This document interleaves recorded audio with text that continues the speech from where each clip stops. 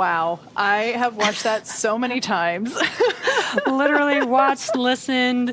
I have a background in music, so watching this and seeing, how music connects people all around the world, and the fact that that is exactly what Sarah did with her violin, is connect multiple locations around the world, brought them all together.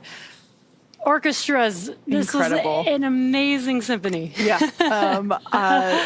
Seeing her do her thing in space is incredible. And the fact that she pulled on her existing music experience. Many of us here are musicians. It makes us better engineers. At least that's what I always thought about my music education. And it's just so cool to Sarah bring that to such a massive platform and in such a cool way. Yeah, so impressed. I was speechless when I first watched it, but I think I've watched it like 6 times by now. For sure.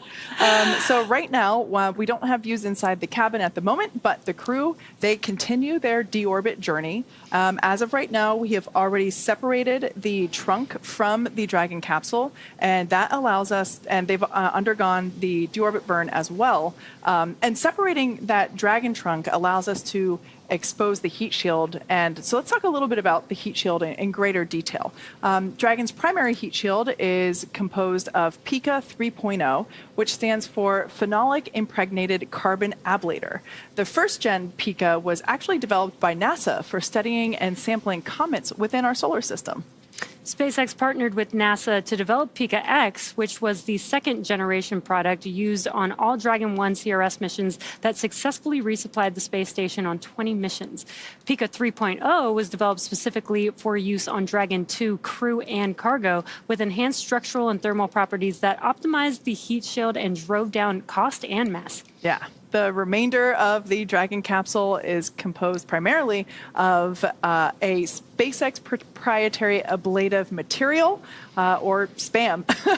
It's another class of thermal protection which is lighter weight than PICA and protects the underlying composite structure during reentry to ensure the structural capabilities are maintained. Yeah, while Dragon will experience temperatures well over 3,000 degrees Fahrenheit during peak re-entry conditions, the characteristics of the thermal protection systems, coupled with the environmental cooling and life support system in the pressurized interior, will ensure that the crew will stay cool and comfortable during all phases of re-entry through splashdown, because it does get very hot on the outside. Now, we caught up with the Inspiration4 crew on what they were thinking and feeling about this during their mission. Coming back home is dynamic. It is exciting because you hit the atmosphere like a bullet. You're traveling 17,500 miles per hour, or Mach 25. And then when you hit the atmosphere, the capsule starts slowing down. And as a result, you get this G load that comes on you quickly, and then it's sustained. And at the same time, the Dragon's making these giant S-turns, which is, again, dialing into its location, but also slowing down the capsule. And for me, I was just sitting there like, this is fantastic. That's what was going through my mind. Yeah, and there's that rhythmic pulse of the Draco engines that are steering you and orienting the Dragon capsule in the right direction. And that's all you hear until the parachutes deploy. You see the light change through the windows because it is making those S-turns. And you don't hear the wind go by until you get to about 50 kilometers up, and that's when you start to hear the rush of the wind, even though you start to feel those G's pretty early. And what's really cool about it is that as soon as you hear that pop of the pyros putting the drogue chutes out, the Dracos go silent. And that is an eerie but calm feeling. Do you remember feeling that when the parachutes deployed, all of a sudden the Dracos just shut off and now we're just there? Not until you mentioned that. I'm glad you remember that. I know, but I just remember the feeling of relief of being like, yes, the drogues fired, and then the mains, because Jared had his hands on the buttons in case there was something that, we needed it. And it's a dynamic, interesting time of reentry. I'm not gonna lie, I was nervous for reentry. Okay. Just, launch, you're so excited because, 8-9 minutes, I'm gonna be in space. But then reentry was more intimidating for me. And then it was also just it was more dynamic. It was more intense physically after you'd had no days of zero gravity, and then you started experiencing the G's again, and then you're up to 4.5 G's. It's really intense. You're just trying to breathe. And when the parachutes come out, it sounds like explosions. It is. The pyros go, yeah. and then you're waiting. But it's such a relief. You're really happy to hear those explosions. You really are. Yeah. And I just remember when we started entering the atmosphere, I could see like fire from the window, and it was cool. But whenever we hit the water, it was just intense relief. I think one of my favorite moments, though, is right before, we're all strapped in and we're working our way to our descent. And then that's when Jared was like, well, I want to give you guys something to look forward to. So let me tell you about our splashdown party once we get back. Because he kept it a secret. He kept it a secret. And then I kept thinking, you're telling us now as we're going into the most dynamic part of flight? But that's Jared. He's like, let's calm down. It's all good. And let's share some exciting news to look forward to. Mm-hmm. Some awesome words there from the Inspiration 4 crew. I should say the Inspiration 4 crew that isn't currently on board the Polaris Dawn capsule. So Jared also commanded the Inspiration 4 crew as well as our current Polaris Dawn mission. And in fact, this capsule is the same one that the Inspiration 4 crew flew in as well. So we heard it from the experts. Re-entry is interesting. Yeah, it was really cool to hear, their different, each one had a different insight. Haley was, this was the more dynamic portion that she was maybe a little bit more worried about. And Chris talking about how the Draco engines go silent. Yeah. Just love hearing the thoughts from that experience. Yeah. Now, very similar to the Inspiration 4 crew, the Polaris Dawn crew did a ton of research while they were on orbit. So many science and research performed, about 36 research studies and experiments from 31 partner institutions designed to advance both human health here on Earth during, as well as in space during long-duration spaceflight. There is a great opportunity for these individuals to really bring another element of research to issues and health concerns that we have here on Earth, and that's pretty great. We have had a full complement of research, an action-packed schedule for this mission. We've had about 40 science and research experiments that we have been tackling, and they span all sorts of genres, and we're really excited to talk to you about a few of them today. So right here, what you see, this is a butterfly ultrasound device. And it's really neat because it can work with an iPhone or an iPad or just any sort of tablet device. And so it's really portable and you can take it anywhere, even to space.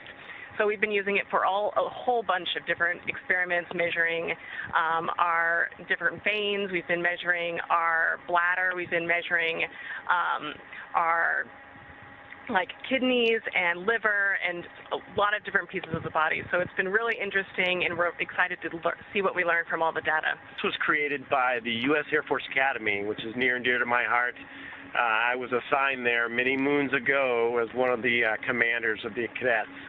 And what these cadets have created is a casing that holds different plants, and we've been imaging these plants on a daily basis to see what the impact of zero gravity is on this plant. One of the big concerns is the fluid shift up here at zero gravity. We can really feel the effect as soon as we were on orbit, and you can kind of see it in our faces. So one of the concerns with long-duration space flight is to be able to triage in case of an emergency. And one of the first basic steps is airway assessment. So we volunteered to do some imaging of our airway. We did this experiment before flight, during flight, and then we'll do it post-flight. And what this requires is us to numb up the nasal passage and then insert this endoscopic camera all the way through the nasal passage and back of the throat to take these different images. And then post-flight, we'll be able to assess what happened to the airway passage as that fluid shifts. This is a Tempest Pro, also called our ambulance in a box. So, you know, if you believe in SpaceX's vision of making life multiplanetary, that we're going to have thousands of starships in space someday, tens of thousands of people, we're on Mars and we're exploring our solar system, it's pretty cool. But those are some pretty long journeys, and hospitals aren't very close by. So we have to be able to bring diagnostic tools into space with us, and then be able to beam that information back home to the flight surgeons. So just yesterday, we hooked up all sorts of cables to this, so blood pressure, SpO2, respiration, EKG leads, and basically we're able to capture a number of vital signs and test it out. And then today, we actually did a full-blown medical simulation of what could be a very likely medical situation that could develop after an EVA, and then was able to beam a lot of this information home via Starlink to the flight surgeons in mission control. So I really am excited about it because it's this kind of technology that's going to be needed, you know, to kind of further humankind's ambitions to explore among the stars. We've been collecting data kind of every day, looking at the changes in our vision over time in space. We also have an experiment from CU Boulder that we did shortly after arriving on orbit, where you actually put a contact lens into your eye to monitor the pressure change over time. And there's a picture of Jared. He has the contact lens in his eye that's sending pressure data over 12, 24 hours to a sensor. But he really looked like a rogue space pirate with his eye patch kind of covering it, so he didn't have to have some vision changes from that lens. But it was quite a look up here for the space pirate. So cool to see them talk about their different science experiments. And if you notice, they were like letting go of some of the stuff that they were holding. It's just floating there. Chaos. But in addition to their science experiments and research experiments that they did on September 12th, while traveling in a 184 by 732 kilometer orbit around the Earth, the crew performed the first ever commercial spacewalk. Extravehicular activities, or EVAs, are activities performed by spacesuited astronauts outside of their spacecraft in orbit of the Earth. They are generally performed for service, maintenance, repair, or replacement of space equipment. Yeah, it was so incredible to see this live and see them going through and testing, going through their test matrix for the suits. Now, an extravehicular activity usually begins with depressurization of the airlock or space module, and then ends with repressurization of that space module or airlock after crew member ingress. But because Crew Dragon doesn't have an airlock, the entire cabin was actually depressurized, and all 4 astronauts on board participated in the spacewalk. It was Sarah. SpaceX, Dragon. Our tablets are secure, restraints are tightened, and our visors are down. SpaceX copies for crew entry prep. All right, good news there. That was Jared letting us know that their tablets are secured and the visors are down, which then creates that complete system for the spacesuit for them to basically be ready for the more dynamic parts of the re-entry phase, which is coming up soon. We are about 7 minutes away from the anticipated loss of signal. But getting back to the incredible spacewalk that Sarah and Jared and Kid and Anna performed, it was actually Sarah and Jared that took turns actually exiting the spacecraft while Kid and Anna supported from the inside. Overall, the spacewalk lasted 1 hour and 46 minutes from the time that the cabin air was vented to when it was repressurized once again. So it was incredible, and the first commercial spacewalk is certainly a moment to remember. Now, some Dragon facts in terms of the Dragon capsule overall. Like I said earlier, it's designed from the beginning to enable human spaceflight, even though we started just with cargo spaceflight. It can carry up to 7 passengers, but for today, we've got 4 crew members on board, and it is the first private spacecraft to take humans to the International Space Station. It's also the first private spacecraft to take an all-civilian crew to orbit, and that was this exact Dragon capsule, Dragon Resilience, that, of course, was the inspiration for mission. This Dragon mission, this Polaris Dawn Dragon mission flew further than any Dragon to date and reached the highest Earth orbit ever flown with an apogee of 1,408.1 kilometers. Dragon has performed 47 total launches, including Polaris Dawn, 14 crew missions, including Polaris, 5 of those being private astronaut missions and 9 being NASA missions. We've had 42 visits to the International Space Station, 25 missions utilizing a reflown or a refurbished Dragon capsule, including Polaris Dawn. And like we mentioned earlier, this is the exact same Dragon flown on the Inspiration 4 mission. Dragon SpaceX. 5 minutes until predicted comm blackout. See you on the other side. Copy that, SpaceX. We're tracking the same. Talk to you soon.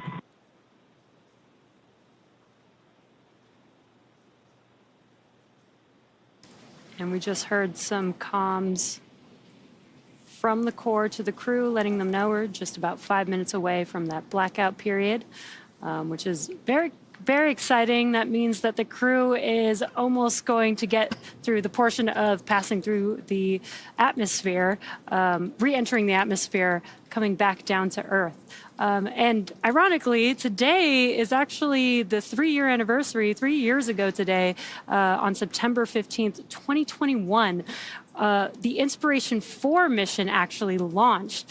And so we got to hear some thoughts. We don't get to hear the Polaris Dawn crew. They haven't gone through this re-entry period. So we got to hear some thoughts from the Inspiration 4 crew on their thoughts of this re-entry period. It's now time to come home. We've been floating in space for 3 days. What did it feel like to you guys to all of a sudden experience a 1/10 of a G as we came back? Okay, you said that liftoff was your favorite part. Coming back was actually mine. I loved hitting the atmosphere and the dynamics of it and having the G load, come on quick, and you're like, okay, gravity's heavy. I much preferred launch over splashdown. But yeah, because we were in space for 3 days, and this is something I didn't think about beforehand, but whenever we started entering the atmosphere and started feeling the gravity again, I remember saying out loud, oh my gosh, this is so intense. How many G's are we at? And Jared said 0.3. I know. So we were at a third of Earth gravity. And I was like, how are we gonna get to 4.5? But you just get through it. Yeah, just keep breathing, right? And then you just pray the parachutes will open. And then whenever they do, and then you hear from SpaceX 4 healthy mains, I remember screaming, thank God. Well, that's the most intense, when they talk about the Dragon being autonomous and stuff, on ascend going up, if the launch escape system will probably catch an error before Jared and I could react. Right. We could do stuff, but you've got that. But coming back, you can't abort coming back. You can't. But the most intense moment, I think, for the commander and the pilot is making sure that the drogues and the mains come out, because we have a short window where we can manually fire them if they don't. And I just remember, we're counting down, and then I'm like, green, yellow, and if I had gotten to red, then that wouldn't have been good. But every time green happened, the pyros went, and Jared and I were just like, there's the drogues. And we could see it on our monitor. I don't know if you could, but we're like, oh, yes, drogues. And then we go through. I had to rip off my iPad to hand it to you so you could take a picture. Can take a picture. Once we got off, because once we got off the 4 healthy mains, Jared was like, that's the best thing I've ever seen. And I was like, yes. Yeah, and then it was like, at that point, it was so peaceful because re-entry was very dynamic. It was the G-forces were so intense. It was more shaky than launch was. And then when the parachutes deploy, they lift you up and shake you all around. And then after they're out, then you're just kind of falling down. I remember it sounded like a summer breeze outside, and we were like in 1G and just drifting down. And then we hit the water. We knew it. It was. Well, that was one thing too. When you said you're looking at the screens, you and I had a pretty good view, Haley. We could actually look out the windows at that point, and I remember seeing the Dragon capsule reorient, and as it's making those S curves to the atmosphere, and seeing the clouds move very dynamically. And see, I'd love that. That to me, hearing the Dracos firing and it was like.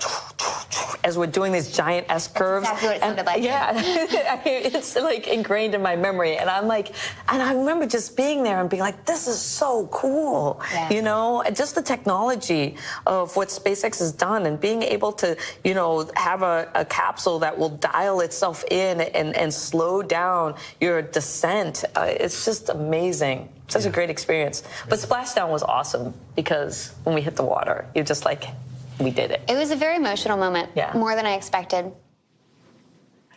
I love what Dr. Proctor said there. We did it. Yeah. I literally love seeing all the reactions because, you know, we don't get to, you know, experience these events with them. And every single one is very unique to each person's experience. And I love that all three of them have just like a different view of how each event went. Yeah, it's so great to be able to hear their reactions. And I look forward to hearing the Polaris Dawn crew's reactions once they get back on Earth and share their experience with us. Now, the Polaris Dawn crew, we are coming up to our anticipated loss of signal. This is the point in time in which the amount of plasma building up on the exterior of the vehicle becomes significant and that we are unable to command the vehicle or receive telemetry or communicate with the crew. So this happens every time a Dragon capsule comes back through the Earth's atmosphere. And we're anticipating about a 7-minute loss of signal for today's re-entry. But it's a period in which a couple minutes before it ends, we'll hear the core call out, the core being the crew operations and resources engineer. And that person is the voice to the crew, and they're sitting right there in that room on your screen. That is Mission Control here at SpaceX in Hawthorne, California. And a couple minutes before the blackout period ends, we'll start to hear the core hail the Dragon capsule because sometimes they get through it quicker and we're able to communicate earlier than anticipated. So yeah, it's an expected period where basically no vehicle telemetry is received by Mission Control or the recovery team, and we're unable to command the vehicle. So as a reminder, though, the Dragon capsule is programmed to and designed to fly itself. So as we heard from the Inspiration 4 crew earlier, it is a period of great anticipation, but coming out on the other side is a moment of a lot of joy. Yeah, it's super exciting. We are expected to be in the blackout period at this moment. We did hear the core call that out about 5 minutes ago. So we should be in that blackout period. Again, it should last about 6-7 minutes.